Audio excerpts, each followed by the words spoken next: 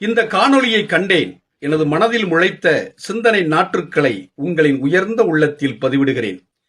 வீங்கி வரும் விவசாய வேதனை. சாப்பிடும் கூட்டம் பெருகிக் கொண்டே இருக்கிறது. பயிர் செய்யும் கூட்டம் வயிறுகாய வரப்புகளில் வலம் வருகிறது. விளைவித்தவன் விரல்கள் வீங்கி விக்கி நிற்கிறான்.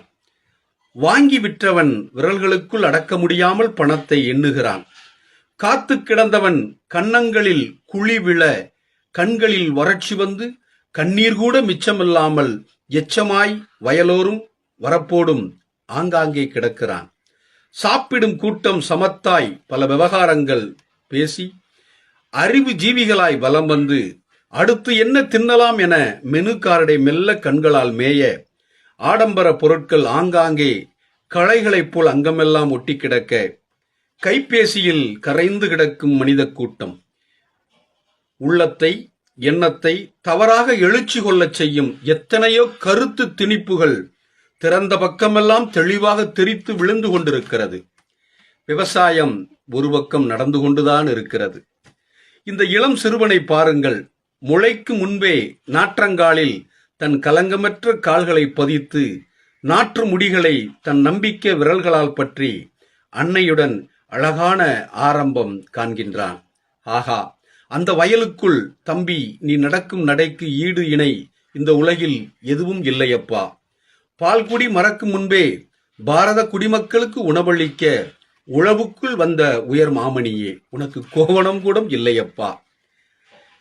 விவசாயத்தை பற்றி கவலையே படாத கூட்டத்தை விட நீ குபேரனப்பா. தங்கமே, உன் பிஞ்சு விரல்கள் நம்பிக்கை தருகிறதப்பா. படிக்க போகும் முன்பே பயிர் தொழில் பழக வந்த நீதாண்டா வருங்கால எஜமானன். ஆமாம், படித்த கூட்டம் கையேந்தி நிற்கும் காலம் ஒருவேளை வந்தால் அது விவசாயிடம்தான் நிற்க வேண்டுமோ?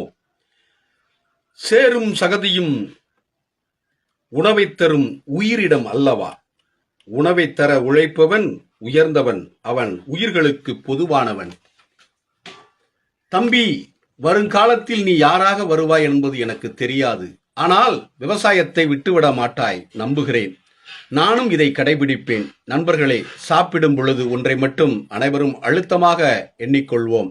இறைவா, இந்த உணவு எனக்கு இப்பொழுது கிடைப்பதற்கு காரணமாக இருந்த அந்த விவசாயியும் அவர் குடும்பமும் இப்பொழுது பட்டினியாக மட்டும் இருந்துவிடக் கூடாது இறைவா என்று எண்ணி அந்த உணவில் கையை வைக்க வேண்டும்.